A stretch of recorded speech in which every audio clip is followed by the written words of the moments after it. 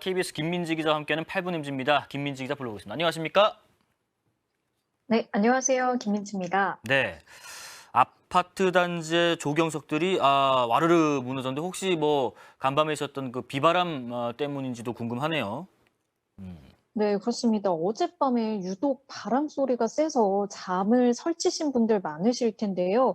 실제로 곳곳에서 뭐 전선이 끊기거나 나무가 쓰러지는 일들이 잇따랐습니다. 근데 서울에서는 어제 저녁 이런 사고도 있었는데요. 어제 저녁 7시 40분쯤 서울 은평구의 한 신축 아파트 단지에서 조경용 바위들이 무너져 내리는 사고가 발생했습니다. 길이 15m 구간의 조경석들이 인도 쪽으로 쏟아져 내리는 그런 사고가 발생한 건데요. 자칫 큰 사고로 이어질 뻔했습니다. 다행히 인명 피해는 발생하지 않았지만 인근 주민들이 불안해하고 있다고 하는데요. 아무래도 이제 매일 지나가는 길에서 이런 사고가 발생하면 당연히 불안할 수밖에 없겠죠. 우선 은평구청 측은 이 통제선을 설치해서 현재 현장 주변 통행을 막고 있는데요. 정확한 붕괴 원인과 추가 붕괴 가능성 등에 대해서 파악하고 있다고 합니다. 그런데 이제 이번 주 내내 전국에 장맛비가 또 예보가 돼 있고 특히 강한 바람도 같이 불 것으로 이번에 예상이 되고 있는데요. 또 최근에 가뭄도 있었기 때문에 이런 상황에서는 갑자기 많은 비가 내리게 되면 좀 경사면에서는 이런 붕괴 위험이 더 커진다고 합니다. 그래서 주의가 필요한데요. 되도록 공사장 부근처럼 좀 위험한 곳에는 가까이 가시지 않는 것이 무엇보다 중요하고요. 주변에 축대나 담장이 있다면 무너질 위험은 없는지 미리 꼭 점검해 보시기 바랍니다. 네. 오늘 꼭 점검해 보시기 바랍니다. 지금 잠깐 소강 상태이니까요. 자, 그리고 청와대 그 개방해서 아직 저는 좀 못 가봤습니다만 정말 많은 분들이 다녀가셨고 또 보러 간다고 합니다. 그런데 여기가 요새 좀 몸살을 앓고 있다. 뭐 때문인가요? 네, 저도 아직 못 가봤는데요. 청와대가 개방된 지 이제 50일 가까이 되고 있습니다. 그 사이에 이제 100만 명 넘게 시민들이 다녀갔다고 하는데요. 다음 달 20일부터는 청와대 야간 관람도 시작할 예정이라고 합니다.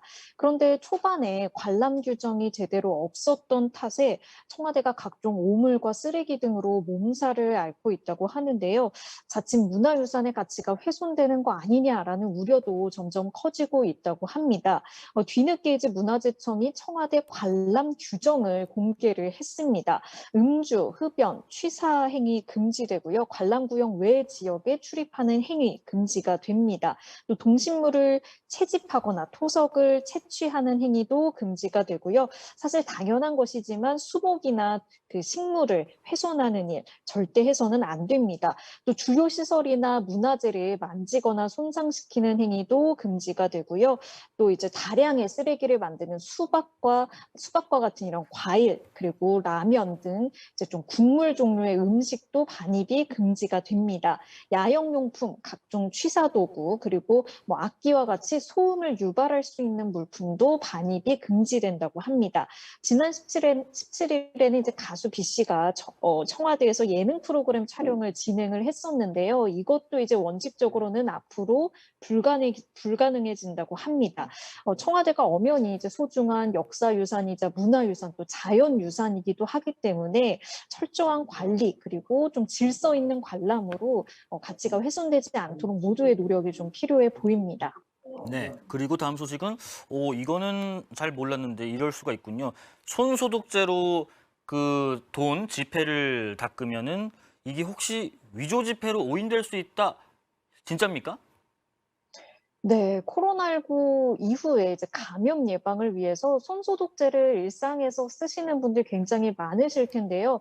특히 이제 집회 같은 경우에는 아무래도 많은 사람들의 손을 거치기 때문에 좀 더 찝찝한 마음에 집회를 손소독제로 닦으시는 분들도 있으실 겁니다. 그런데 집회 같은 경우에는 이 손소독제로 닦으시면 절대 안 된다고 합니다. 왜냐하면 이렇게 되면 미조 집회, 그러니까 위패로 오인될 수 있다고 하는데요. 있는데요.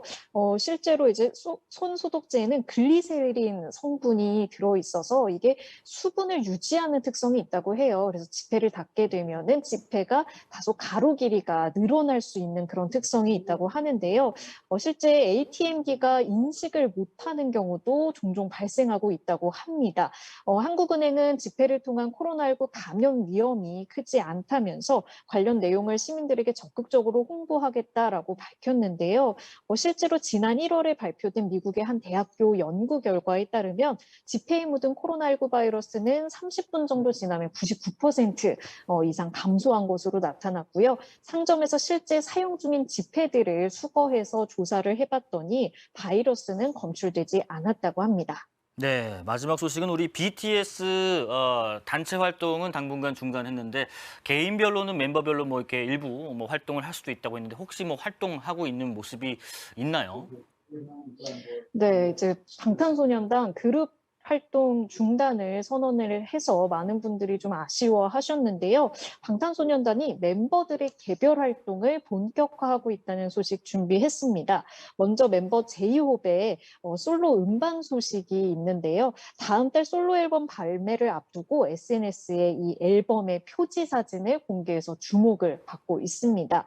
2018년에 발표한 비정규 음반이 빌보드 메인 앨범 차트에 진입한 적도 있었죠. 그동안 이제 제이홉은 솔로 가수로서의 존재감도 인정을 받았었는데요. 그만큼 이제 앨범을 향한 팬들의 기대도 점점 커지고 있는 그런 상황입니다. 제이홉은 이번 음반에서 곡 작업 외에도 음반의 컨셉이라든지 구성과 같이 전반적인 작업에도 참여한 것으로 알려졌습니다. 또 지난 24일에 팝 가수 찰리 푸스와 협업곡을 공개한 멤버죠.